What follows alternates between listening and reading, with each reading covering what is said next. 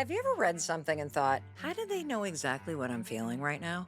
Writing so powerful, you just keep coming back to it again and again. Today, you're going to meet a #1 New York Times best-selling writer whose work and words have helped millions of people, including me, be happier, heal, and live a more peaceful and fulfilling life.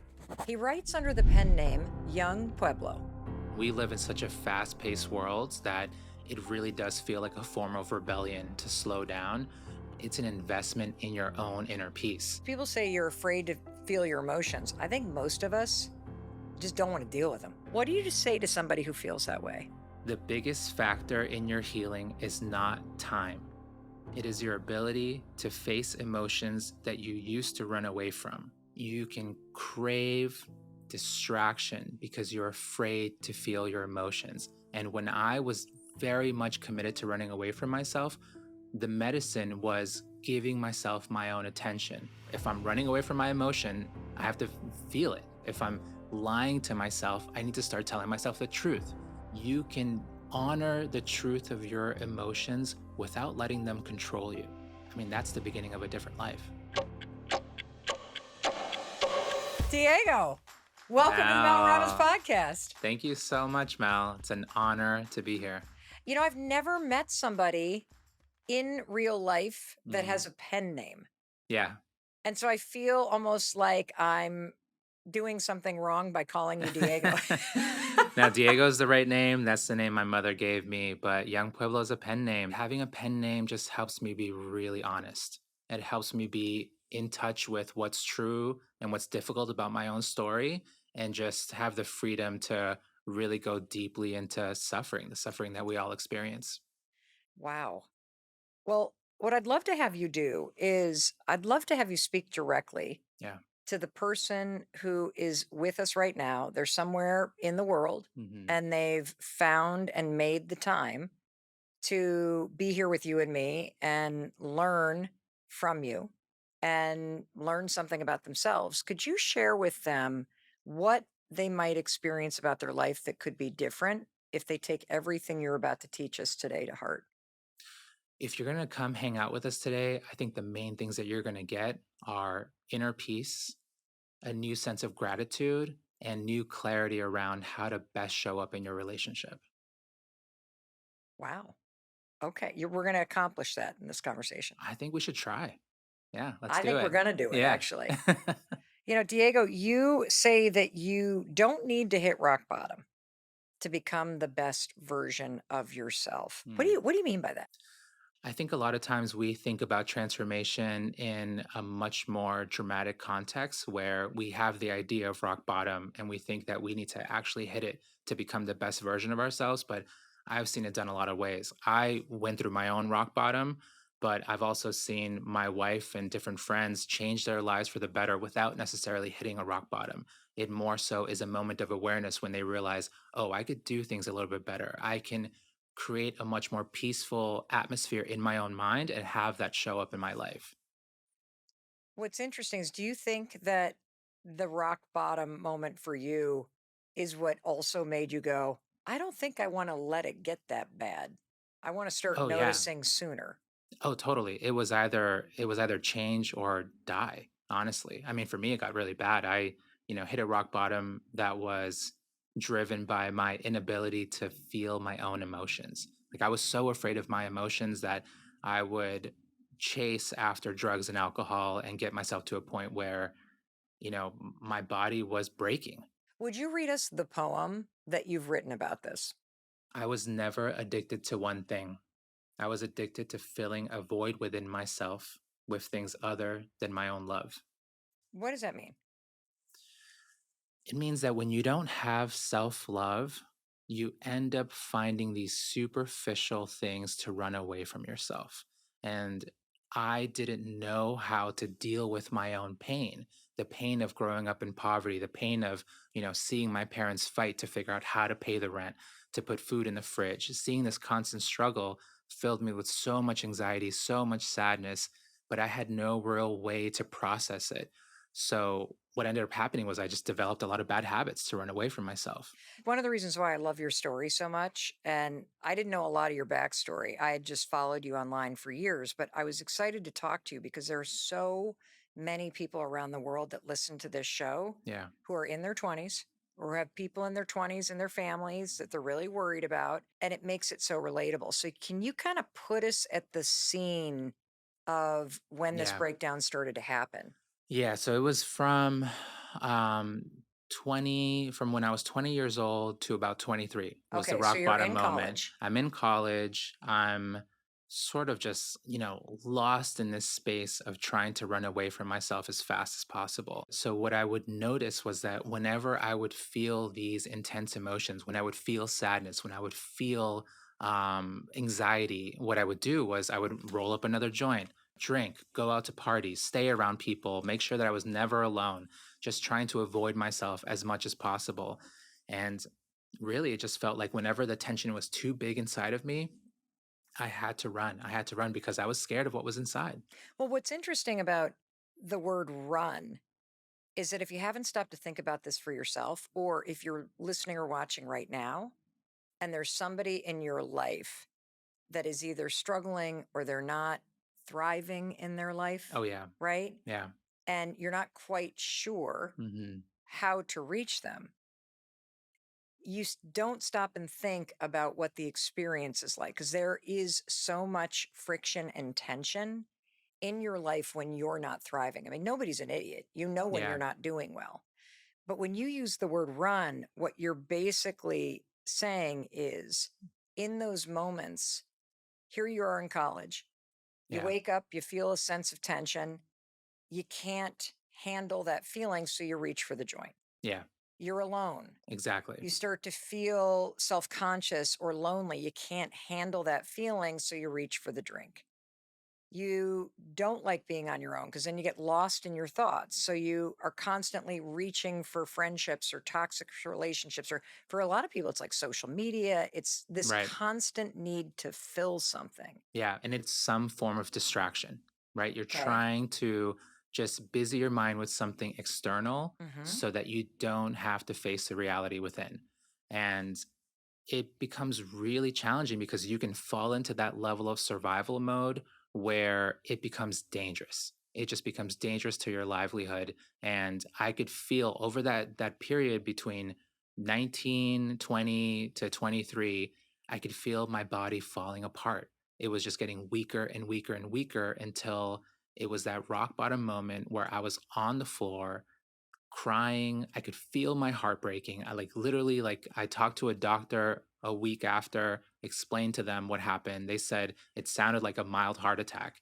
And I could feel how my body was completely out of rhythm. And if I kept going in this direction, I was going to die. Was there something that happened? Like, because you hear a story like this and you're like, yeah, what was going It on? was like a slow car crash. And it just got to the point where my body couldn't handle all the drugs. It wasn't just like marijuana and alcohol. It was like different pills, cocaine, like really whatever I can get my hands on. And putting all of that into your body at once, your body's gonna say stop. Well, what's interesting about it is that people, when you hear a story like this, focus on Hmm. the alcohol Mm. or you focus on the drug. Yeah. But where you started was that there were all of these experiences that you had growing up, Yeah.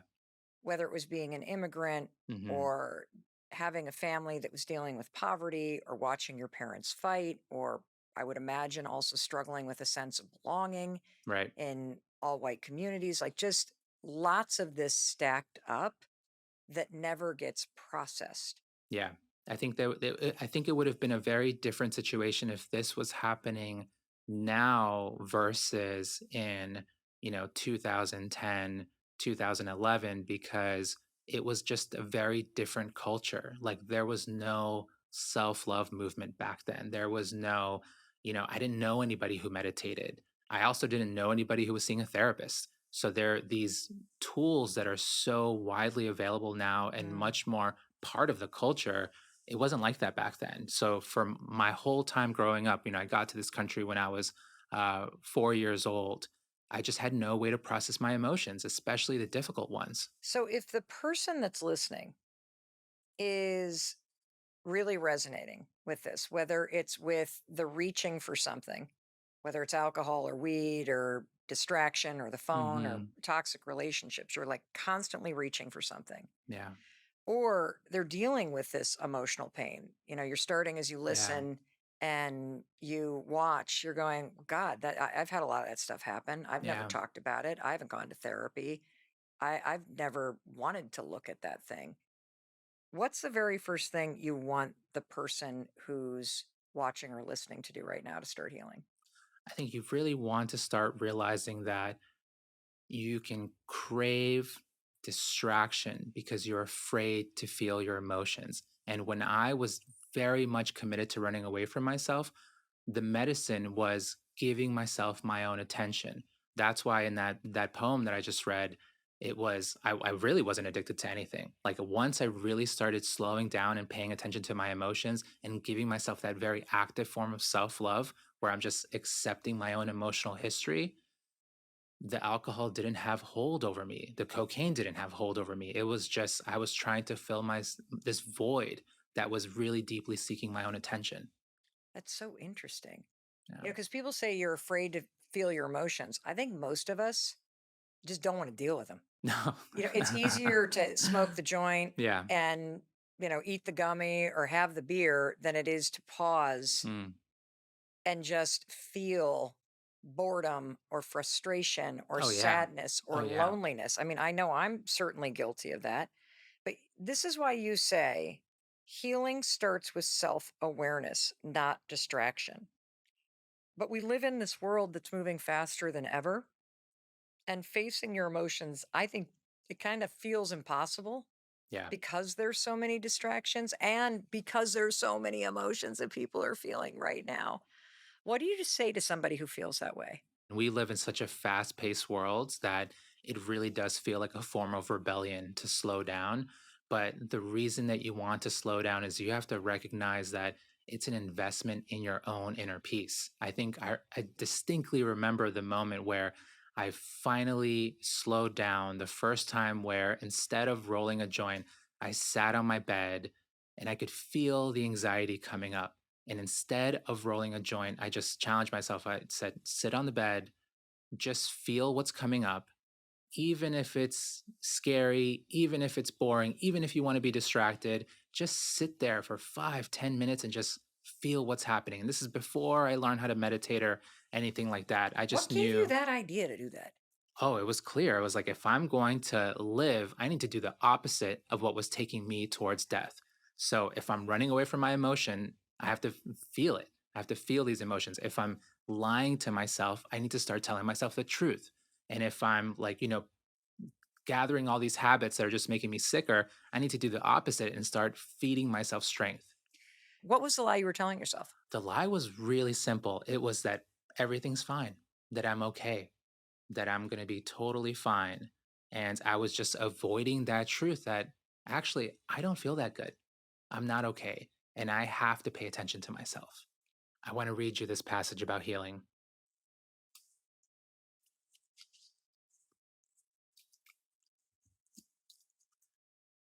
The biggest factor in your healing is not time.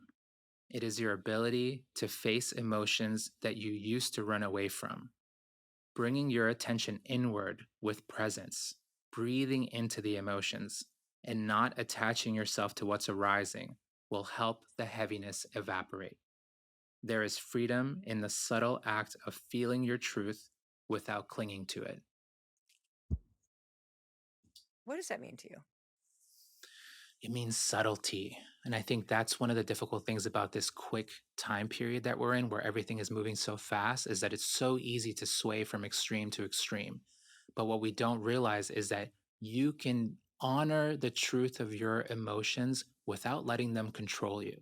You can feel the sadness without jumping into actions that you will later regret. You can feel the anger without just letting the narrative swim in your mind and create some fake stress that doesn't really need to exist. So having that reclamation of your power to just feel the emotion, be with it without letting it take control of your actions, I mean, that's the beginning of a different life. I love the word subtle. Hmm. It is so powerful because you've talked about how even the word suffering doesn't have to imply Yeah. some rock bottom moment. That suffering is when you go through life with so much friction and frustration Yeah. and stress over the little things Mm, that stress becomes your state of life. exactly. And what's amazing and hopeful about what you're saying is if we can just focus on the subtleties Hmm. of managing your response to your emotions in the moment, that opens up a whole new door When to a you different life, right? Right. When you open yourself up to subtlety, you start seeing that peace is in the gray area. It's not in the black and white. It's not always yes or no. Sometimes it's just to observe, just feel what's happening in you without just letting your mind run into different narratives that can create a new level of stress for yourself. You described this moment where you were sitting on that bed and you said to yourself, just sit here for five Yeah. minutes. Yeah. Don't roll the Yeah. joint. Yeah. Do the boring thing. Just do the Just, opposite yeah. of what you always do, which is reach for something else Hmm. and just observe. Right. No distraction, just feel. And it really helped me see that my emotions in my mind felt like, you know how like when you're a child and you start sleeping in your own room and you're like really scared of the dark and you're looking in the corner and it feels like some ghoul is there. Or for me, the That's clown under the bed. Yeah, Yes, I just exactly. imagined that I like there was No, something under the bed. that was my relationship to my emotions. They were so frightening that they were like a nightmare in my mind. But then when I actually said it's time to face it, just feel it didn't feel good, but it was okay. It was much better than I thought. It was way less scary than what I had sort of cooked up in my mind. So, what about the person who's so used to chaos? This was me, by the way. So, Mm. this is a question for myself that it feels like stability. Like, I'm so used to darting to the grocery store and then making the phone call and then being on my phone and then running to that store and then picking up this thing and then getting on that Zoom call and that, and then running the kids and then feeding the dog. That is what feels like stability, right? Or is that a lie I'm telling myself? I think one thing you have to ask yourself is, are you disconnected from the present moment? Are you really present with your loved ones? Can you really enjoy a conversation with a dear friend? I think if you're missing out on all of that because you're thinking about what you need to do next, then you really have to train yourself to reconnect with the present moment because you're really missing out on the most joyful parts of life. So you can still get a lot done, but don't miss what's right in front of you. So if you had asked me that a couple of years ago, the answer would have been no, I'm not present. No, I am not connected. No, I am not cultivating any sense of peace because I am powering through everything I need to Right. do. And I'm stressed at every moment and I feel pressure to get it all done. And I feel worried about Yeah. everything around me. And you're saying that if you focus not on the bigness of it all, but on the subtlety of what's available to you Right. at any moment, that is how you begin to create peace. Absolutely. This is the universal truth that the greatest joy that you will find is going to be in the present moment. The greatest wisdom that you will find, it's going to be in the present moment. Your happiness, you're going to find it in the present moment. You're not going to find it in your past memories. You're not going to find it in what you're craving about in the future.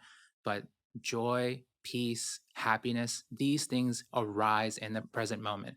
So if you're totally disconnected from the present moment, you're not letting yourself get the juiciest parts of life. There's a poem that you wrote about this. Can you share it with us? Sure. When chaos is all around you, the wisest choice is to create peace within you. Inner peace is not always a pristine calmness. Sometimes it is accepting the tension inside of you without reacting to it, literally feeling it without reinforcing it, and then moving gently through your day. What does that mean? Can you give us a couple examples of how you can really create that peace within you in the middle of a modern chaotic world? I think one of the most beautiful moments of self awareness that you can have is when you realize that, oh, a little bit of tension is moving through me today. I feel some anger. I feel some sadness. I'm still mad about the conversation that I had yesterday with my boss. But you're honoring that truth while still intentionally moving forward through the day with gentleness. You're being kinder to yourself. You're being aware of the words that you're giving to other people, and you're not compounding it. You're not making it worse. You're not letting that tension just snowball into like something much bigger than it really needs to be. Really, it just needs its space to evaporate. And I think when you have that level of awareness, a hard day can become a lot easier. I don't know if you're aware of it as you're listening to Diego or watching us right now, but I guarantee you, if you just come into this moment, check your shoulders. Because Mm. I bet, like, I just noticed as you were Mm. talking, you said the word tension. I'm like, oh, my shoulders are basically so hiked up they could be Yeah. earrings on my earlobes right now. And so I just like took a deep breath and dropped my shoulders because I think it creeps into Yeah. your life in ways you don't realize it, whether it's gripping the steering wheel too tight or being frustrated that somebody's talking too loud in a cafe or annoyed that somebody scheduled a Zoom meeting at 4:30 and you were hoping to sneak out at 4.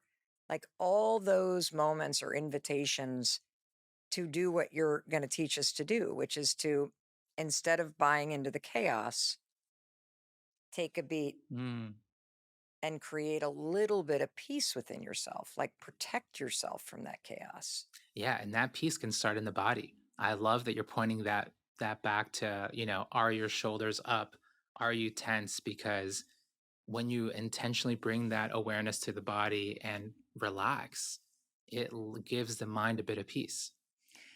Is there a particular like mindset shift that changed the trajectory of your life because you went from Oh yeah. sitting on a bed and not rolling a joint Hmm. as that moment where things changed? You had this insight of I'm not okay. I'm gonna Mm. stop lying to myself. I'm Right. not okay. And since I don't know exactly what to do, I'm just gonna do the opposite of what I've been doing. Mm. And is there another mindset shift? Because those are all small shifts in the way that you look Totally. at the world and yourself. But is there another one that changed the trajectory of your life? Absolutely. The biggest one, and the one that I'm probably going to be learning throughout the rest of my Uh life, huh. is embracing change and how I need to work with the universe instead of against it. When I go away and meditate in these long 45-day silent retreats, Wait, hold on. You go on 45-day silent retreats? yes, I've done 45 days twice, 30 days three What is times. that like? Does your mind go silent? Are you constantly talking to yourself? The mind gets pretty powerful. Yeah, I mean, it's loud in the beginning, and after some time, it does calm down significantly, and it becomes like a really powerful microscope. And we don't quite realize that we have a sample of the entirety of the universe in our body. And when we turn that attention inward and we start noticing, like, what is this universe composed of? The main thing that pops out is change. This universe is composed of change. And when we look at this universe, whether you're looking at the cosmological level, at the conventional level that you and I exist on, the atomic level, everything is flowing and changing and moving forward. So if you fight that, it's going to hurt. And if you embrace change, you're going to be able to flow and move with life. So to me, it's like one of the most fundamental things that I've learned in my life is that if I'm struggling, I'm probably not embracing change. Ooh, wow. So it sounds like the transformation started with that one decision. I'm going to sit here. Hmm. Then you made another. I'm not going to lie to myself. I'm not okay. I Right. don't want to feel like this. And after you put the joint down, you then said you started focusing not on the past or how you felt in the moment, but Mm, what are the things I could start to do that are the opposite? I could take better care of myself. I could stop the drugs. I could start exercising, just kind of building better habits. right. And this is all before you became a meditation master. This is just like you're a college guy Yeah. trying to pull yourself together. But how did the writing begin? Like, I got a Yeah. lot of popcorn popping upstairs, so Yeah. maybe I should Yeah. write some of this down. Is that kind of what started happening? Yeah, and then my intuition started roaring. My intuition was like, look, you are not perfectly healed, you are not perfectly wise, but you are taking steps forward, and it's worthwhile to openly reflect. And that's when Now, I had you ever started. journaled before? No, never journaled, but I just started feeling all of these quotes and sentences and reflections pop up in my mind, and it started also with little essays, and I was really just processing. I was like the reflections were me trying to understand, like, what is attachment? Like, what is love? How can I be a much kinder version of myself? I thought to myself, well, let me see if this makes sense to other people. So I started putting them into black and white images, sharing them online with little essays underneath. And I saw that people were also in the midst of building their self love. You write a lot about online how the foundation of any really solid relationship is the relationship you have with yourself. Why is that? I mean, if you are disconnected from yourself, you're going to have a really hard time connecting with another person. And I noticed that as soon as I started meditating, I was faced with that truth of, wow, my relationships were so superficial because I was so far away from myself. As soon as I started telling myself the truth, just living in this new honesty, I saw that I was able to show up in all of my relationships, not just with my wife, but with my parents, with a new level of honesty to have a better sense of presence with them. You know, when I hear you talk about this, I think a lot about high school and college and law school. And I don't Mm, have a lot of really close friends from those years of my life. And mm, I can look back and now say it's because, like you, I had a lot of pain and a lot of emotion mm, that I didn't know how to process. mm, And the thing that kept me distracted was constantly being in a new relationship, mm, constantly needing to be dating somebody, constantly needing to be with the person that I was dating. right. And it makes so much sense that if you're disconnected from yourself, which I was, Hmm. you can't build strong relationships, which is No, why I didn't. no. And the person is always going to feel a little far away. And you won't quite realize that that distance is measured equally to the distance that you are far away from yourself. There's a poem of yours that I read about this that I just loved. Could you share it with us right now? You cannot build a deep connection with someone who is disconnected from themselves. How do you know if you're in a relationship with someone else who's disconnected from themselves? I think the primary way is if they really struggle with vulnerability. I think that's how you know. If you can be honest with yourself, if you have that strength, then you can potentially, in a safe space, show that honest version of yourself, that vulnerable version of yourself. But if they really struggle to open up and just share their highs and lows with you, then there is a bit of disconnection there. What's the number one lie about relationships that people believe? It's a total lie that relationships are supposed to be easy. You have to learn how to love each other well while the relationship shines a mirror on the ways you each need to grow. This is a big challenge to accept. Let's talk about that. Totally. I think these romantic comedies have totally spoiled the culture and they're very enjoyable. But when that's all you're fed, when all you see over and over and over again is people coming together only after they have had one challenge and then it ends happily ever after, that slowly makes you think that love is going to solve everything. But the reality of love is that that is only the beginning. That just shows that there's a very strong connection there, that I can feel very strongly for you. So I say, yes, I love this person, but do I know how to care for them? That's something wholly different. Learning how to care for someone means trying to really understand your emotional history, understanding your triggers, learning the ways that you like your happiness to be supported. That takes time. That doesn't just happen overnight. Yeah, I think it's a very big fad right now Mm.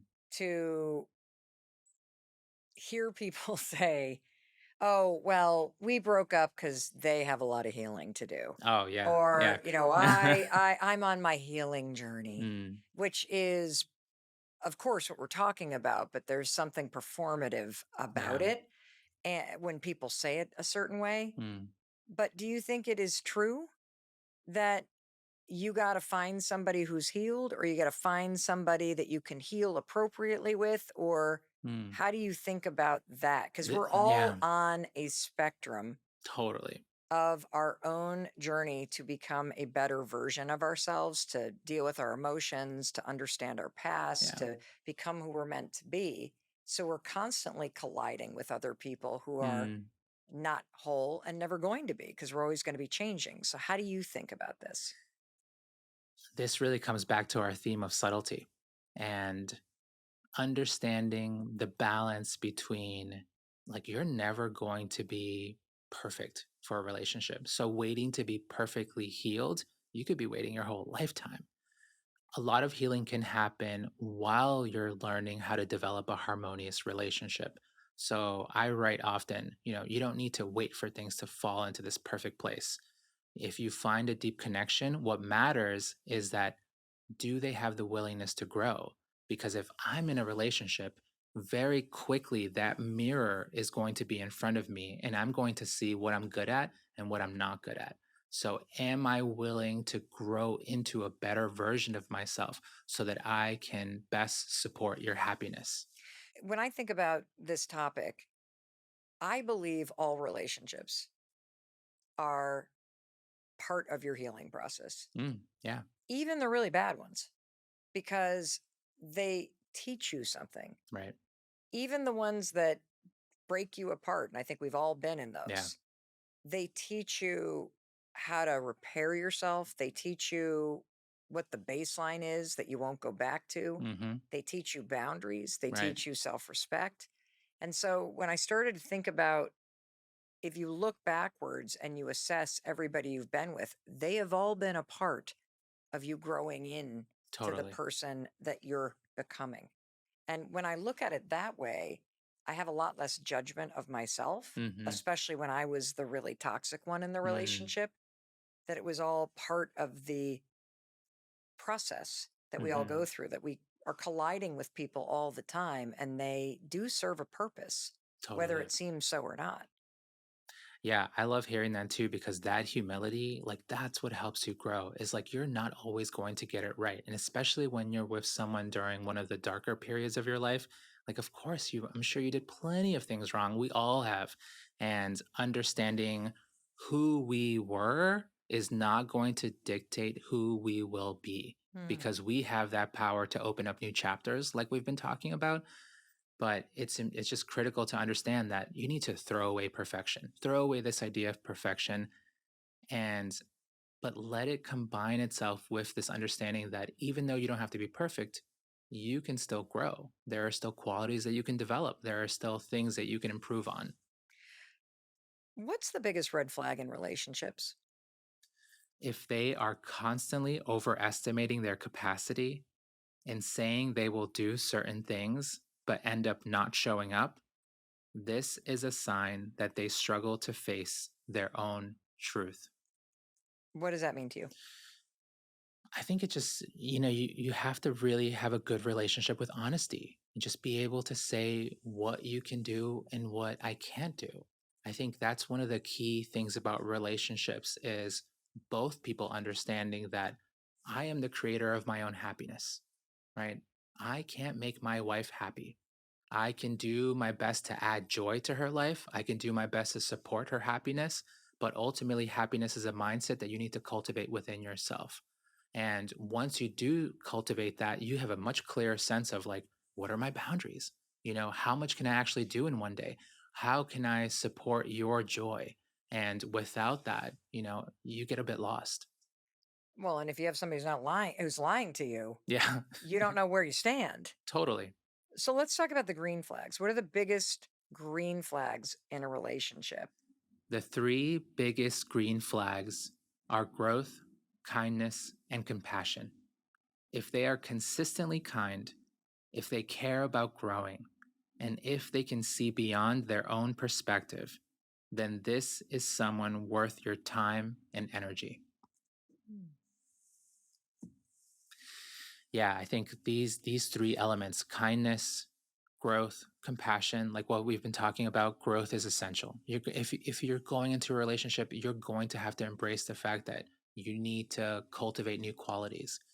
The aspect of kindness is critical because you don't want to forget to be sweet to your partner. You want to keep that gentleness there.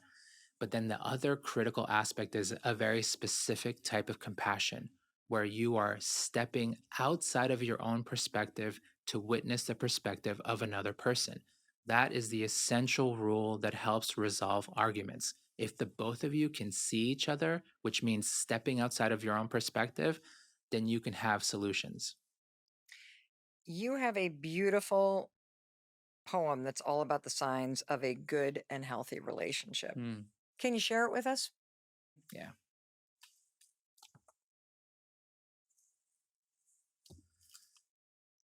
Attributes of a good relationship: calm communication, hold space for each other, honesty, no need to perform, trust is strong, no need to control, rest, laugh, and adventure together. The love between you is empowering.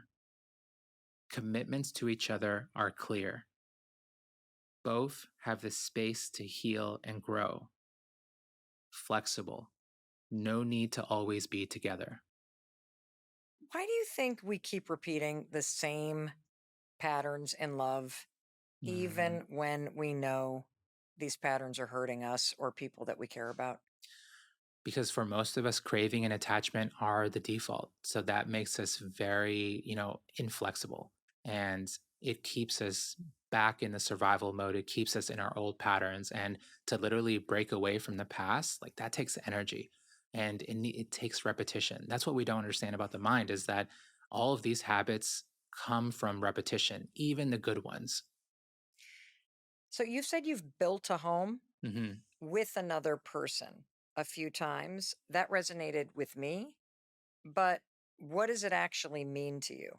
I want to unpack this more by reading something I wrote to you, Mel. I have built a home with another person a few times now, always expecting it to be a lasting haven. As the storms came and went, the homes would show their weakness and eventually come apart. Being left with the dread of sadness and the hollow feeling of unwanted new beginnings, it has finally dawned on me that if I build a home within myself, a palace of peace created with my own awareness and love, this can be the refuge I have always been seeking.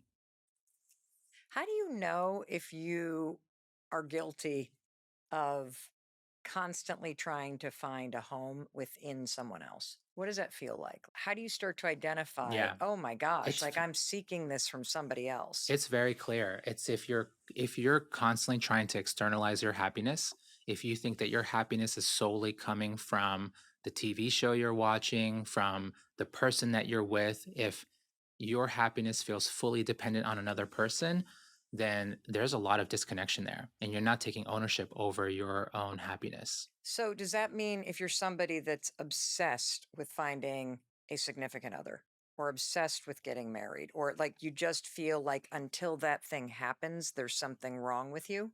Like, how do you like start to really see that, wait a minute, all I want is to build a home with somebody else, which is a Yeah. beautiful thing to do. Totally, totally. Those are fine goals to have, but you have to understand that once you get those goals, they will be ever more fruitful if you already have a home within yourself. If you already enjoy your own friendship with yourself, if you have a sense of joy when you're alone, if you're able to walk without being distracted all of the time. I think these things, the relationship, the marriage, it becomes more fruitful when you have been spent time cultivating a mindset of happiness on your own.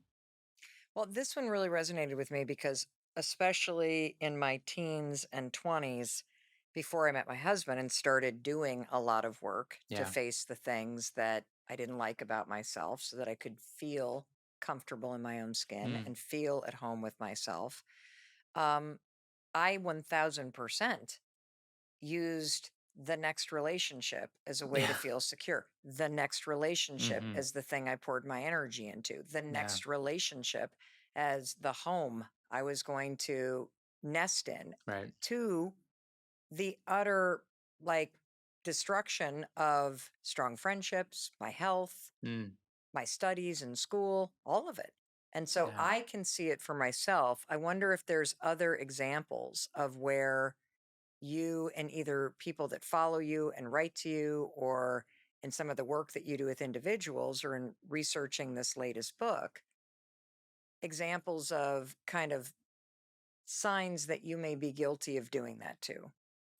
If you can't slow down and you can't befriend the present moment and you're almost too goal oriented where you have to accomplish the next thing after another, whether that's, get in the partnership or chasing the next bonus or chasing the next sort of external validation, then something's missing internally. Yeah. And I think what I would add to that is that when I look backwards, I see that every one of these relationships kind of had an arc, Mm. hot and heavy, the chase, the attraction, Yeah. all that stuff. And then all of a sudden, Yeah. once the newness was over, the discomfort, the Yeah. frustration, the friction inside of me, Mm. the agitation, the restlessness started to rise up. And I would immediately go, oh, well, this is a sign that this person is not my person. Yeah. And then I would Yeah. end it Yeah. and reach for the next one because the chase and the attraction and being in Mm. something new in and of itself became its own distraction.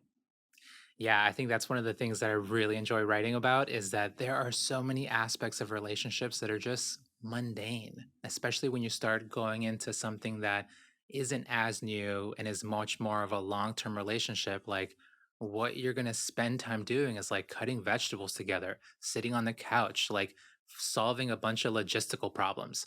And there is sweetness in that simplicity that we overlook because we're constantly chasing highs, Hmm. but the reality is that a lot of like a really healthy relationship will be boring at times. And we have to teach ourselves, like, if we want a long term relationship, you have to teach yourself to appreciate the highs and the lows.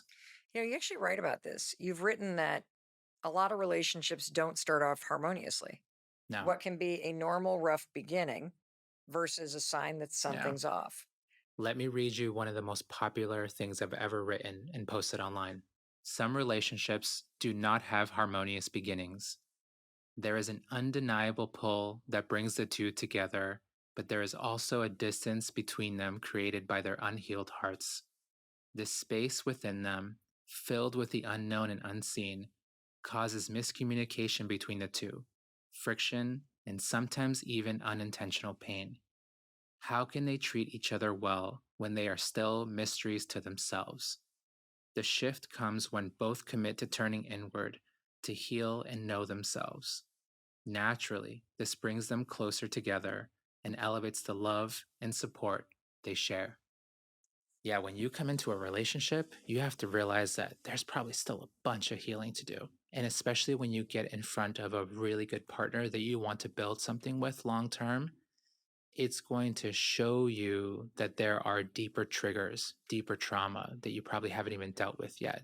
So, oftentimes, to be able to make the relationship successful, you do have to go into your own healing journey as you move with the relationship. And that's one thing that became really clear to my wife and I was that the two of us choose to be together, but we're not one entity, right? We're almost like two flowing rivers that have chosen to exist side by side each other. And we both saw that the first part of our relationship, it was chaotic. It was a constant blame game. We were constantly pointing fingers at each other. And a lot of that was because we just had a bunch of unresolved stuff. And as we started building that self awareness, slowly harmony started coming into our relationship. I think about it.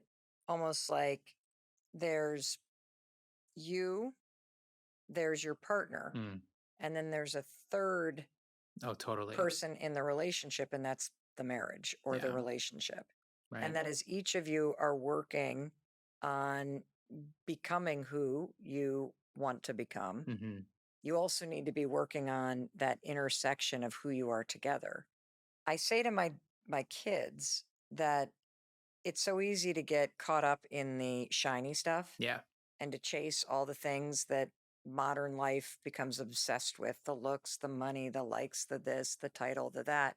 But at the end of the day, Hmm. 80% of it is, does this person feel like home base? Like when you Mm, come home at the end of the right. day and walk through the Yeah. door, is there friction and tension, or do your shoulders drop and you feel a sense of peace?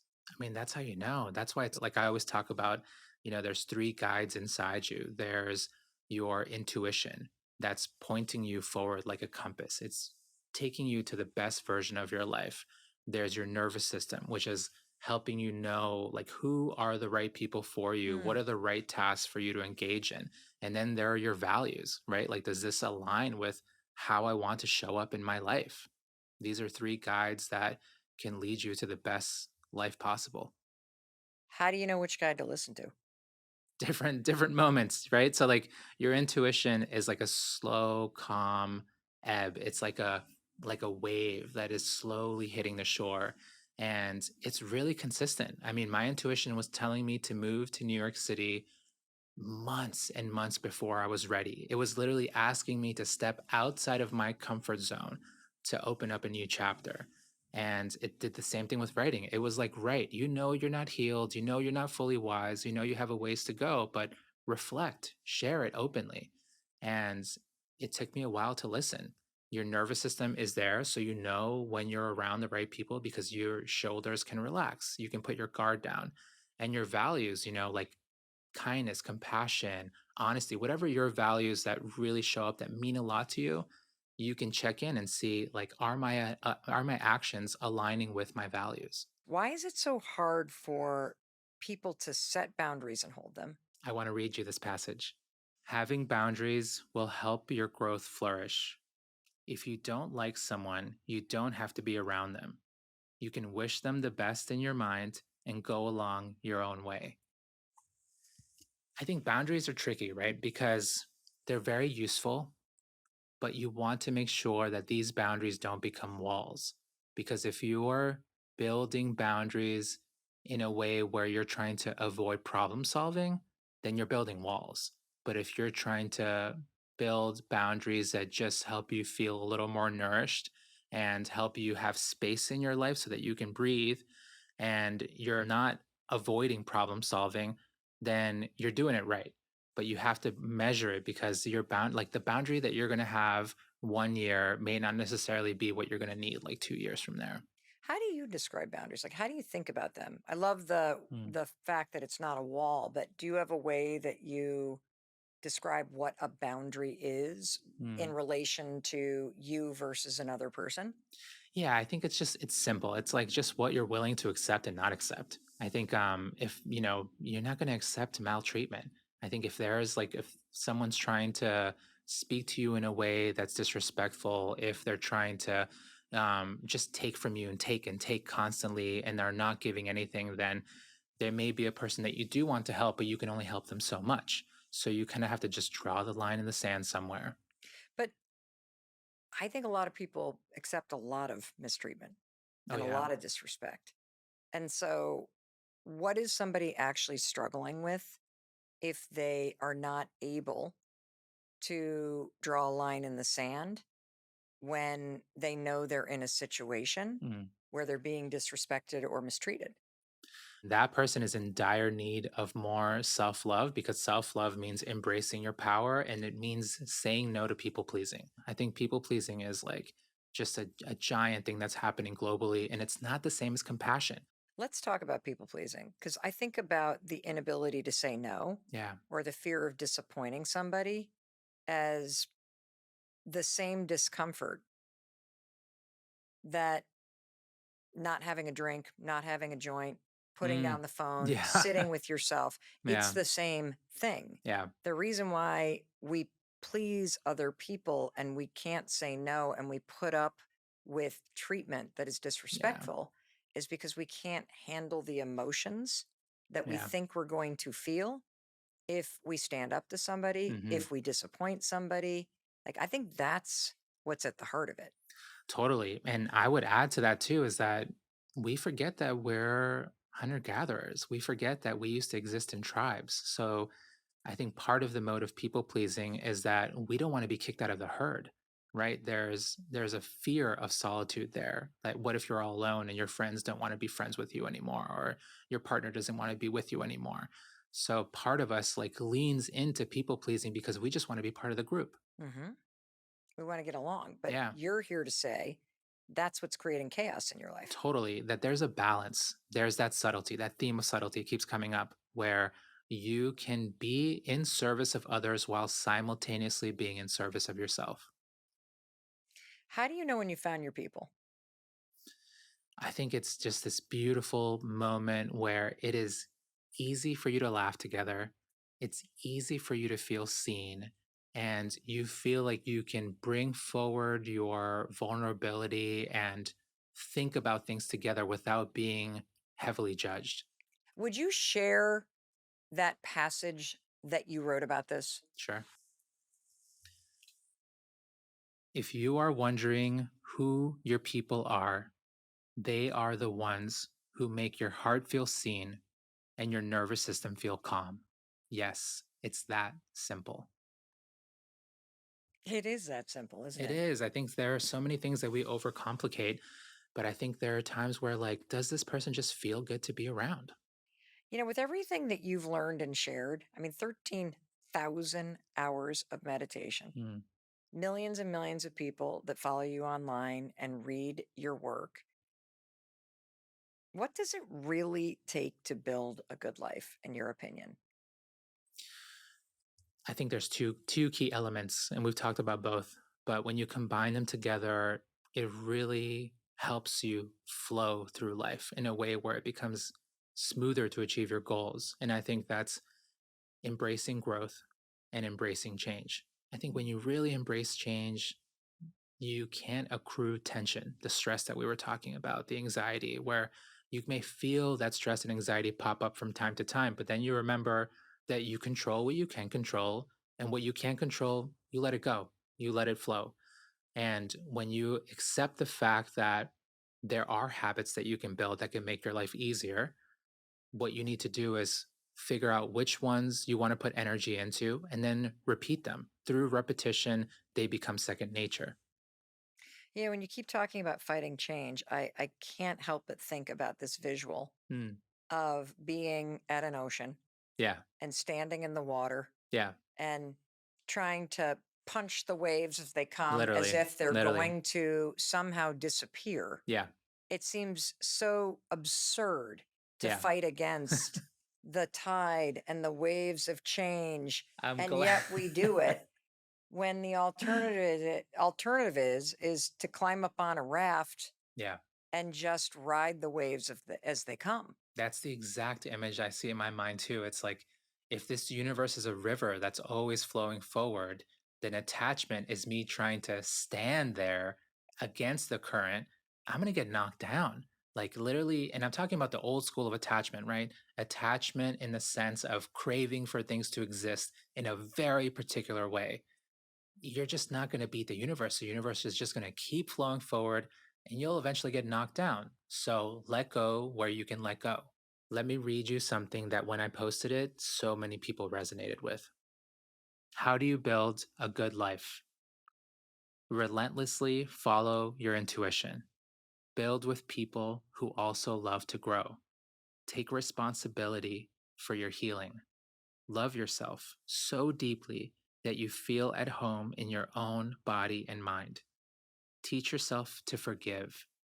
Never stop being a kind person. So beautiful. I get a lot of questions about how to know when it's your intuition Mm, versus your fear. yeah. So the int I would imagine 13,000 hours of it's become meditation. clear. You think about It's a lot become of these clear. little Yeah. things, right? Yeah, totally. It's a lot of the sounds the mind makes, a lot of the thoughts that pop up in the head are just the echoes of reaction or even the echoes of past pain. So intuition is not very mental. It's very bodily, right? Hmm. It's coming more so from your core and it's pointing you in a particular direction. And my intuition, like my craving is telling me, "Oh, I would love to have some ice cream tonight." That's not my intuition. That my intuition is more so focused on bigger things. And I've noticed over time that it's more so focused on trying to open up your next chapter as opposed to the day-to-day situation. I kind of have a similar way that I distinguish between fear and intuition. Intuition, like you said, for me is always centered kind of either here in the stomach or the heart. Yeah. Fear is full body or it's loud, it's Yeah, the chatter, chatter. it's Yeah. this, that. And the other thing is I notice that fear always brings tension and friction and makes me feel depleted Mm, and small. yeah. And intuition, even if it makes me nervous, feels expansive. Yes, I was literally going to say that word. If it's trying to help you expand. Yeah, Yeah. and there's an energy to it. Even if you're nervous Yeah. about it, there is something about the expansive nature of, well, what if? Or imagine a world where, or just head over there. So I agree with you. It, I it love feels that. more directional rather than specific, whereas Yeah. fear is like loud and super specific. What are the three healthiest habits that everyone listening or watching should learn in order to improve their lives? Mm. The three healthiest habits to learn. Number one, being grateful for the little things.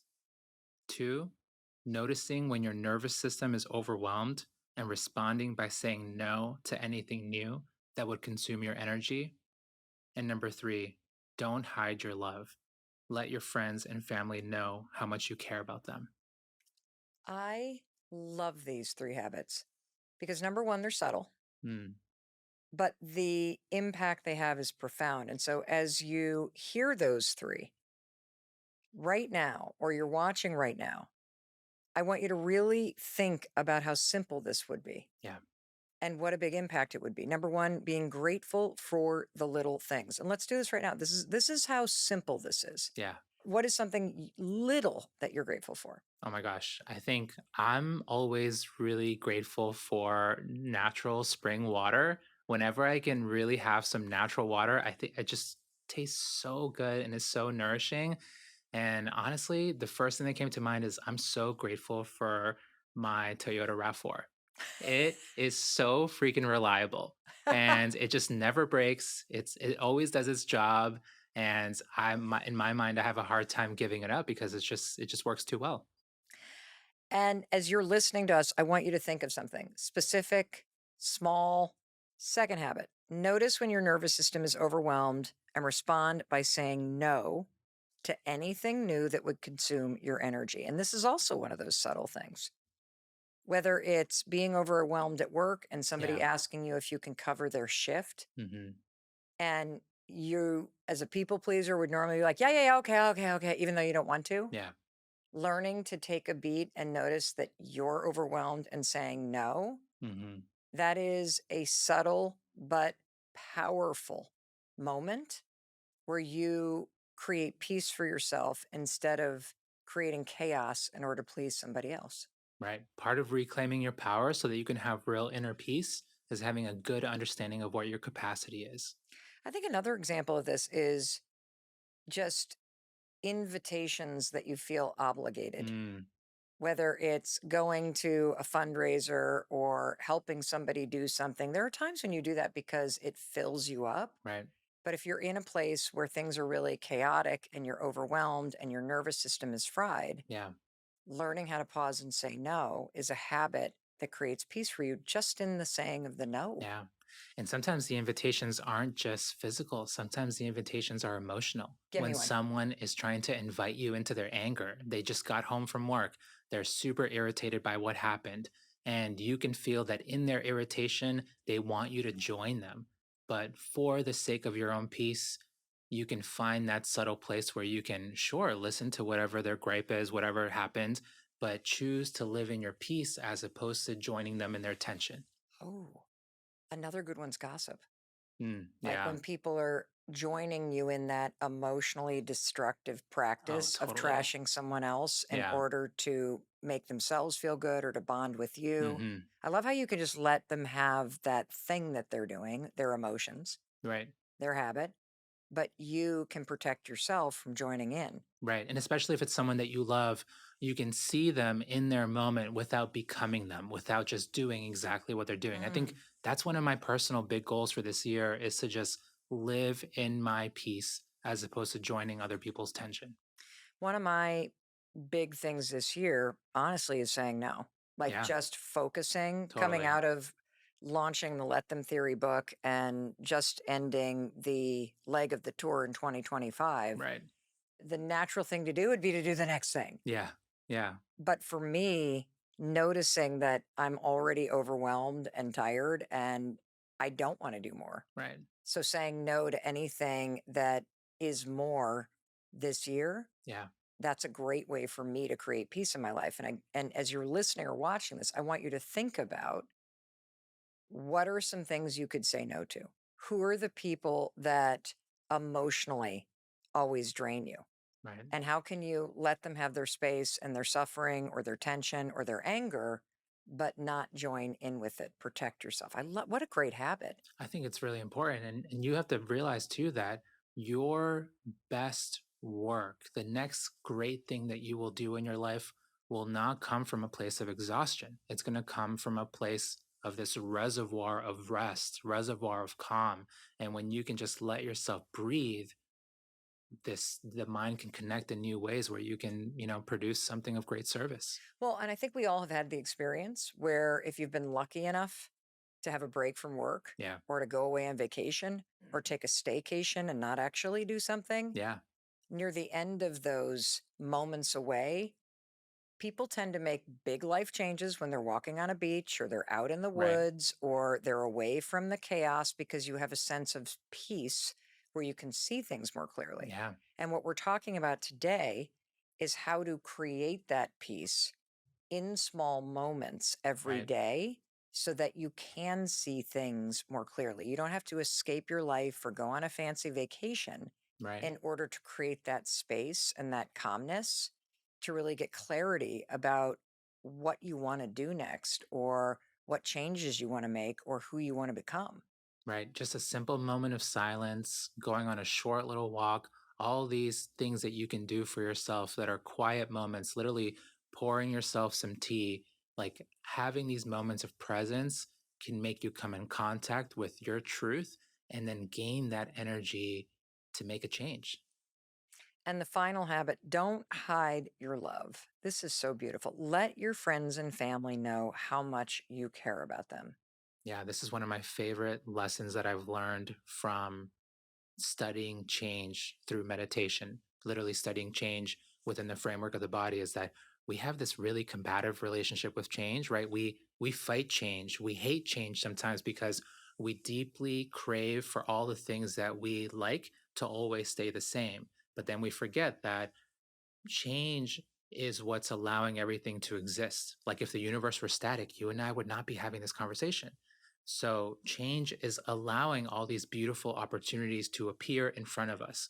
So to me, when I think about change and I'm spending time with my parents or spending time with my partner, these are beautiful moments that are right in front of me that I should spend time in these moments, not just thinking about something else. So arriving into these moments with a greater sense of presence really helps me enjoy them at a new level. You know, you said we have a combative relationship with change. Oh, I think yeah. we have a combative relationship with love Mm. because we spend most of our time with the people that we care about most, Hmm. either taking our emotions out on them or wishing they would be different Yeah. or being frustrated by who they are.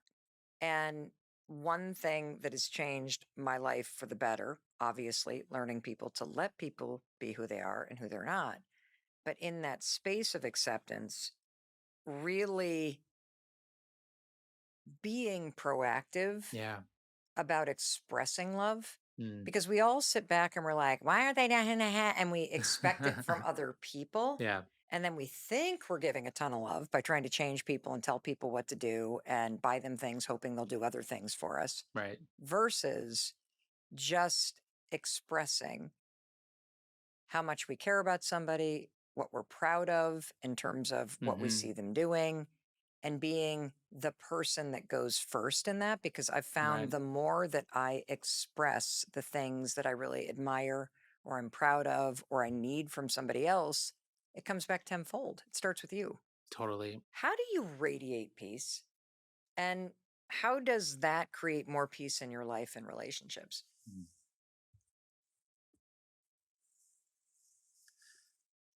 The people with the best vibe are the ones who radiate peace. They intentionally heal their generational trauma and they are not interested in harming anyone. The energy in the room changes when they enter because they treat people with compassion. I think people can just feel you, right? If you are tense, if your mind is full of friction, if there are so many parts of you that remain unprocessed and unhealed, you can feel that tension in someone next to you. But when you are radiating that piece of someone who knows what they're working on, who is actually taking steps forward, then people are going to feel calmer around you because you know that you're moving forward with a mindset of compassion as opposed to a mindset of ego. What I think we've gotten wrong about power is that people think it's the loudest person, No, no, the yeah, richest person. It's actually the most peaceful person that is the mm, most powerful person in the room. absolutely, absolutely. And a peaceful mind is a powerful mind. When someone really has access to their own peace, their creativity soars. They're able to increase their capacity and they're able to connect much more deeply. You tell people to face the storm and evolve from it. Mm, What does that actually look like in real life? And how do you do that? mm. I want to read you this passage. They asked her, "How do you get through tough moments?" She answered, "Do not trust the way you see yourself when your mind is turbulent, and remember that even pain is temporary. Honor your boundaries, treat yourself gently, let go of perfection, and feel your emotions without letting them control you. You have enough experiences to face the storm and evolve from it." Hmm. I love the do not trust the way you see yourself when your mind is turbulent. And remember that even pain is temporary. Oh yeah, when you're going through a down moment, that is not the time to do self-analysis. If your emotions are turbulent, if your sort of view is cloudy and gray, that's the time for you to treat yourself gently, for you to not be judgmental about yourself or other people, and it even helps to like let the people around you know that you're going through a tough day, and just move forward with a sense of kindness towards yourself and others. So, Diego, if you had to give someone a prompt, Mm.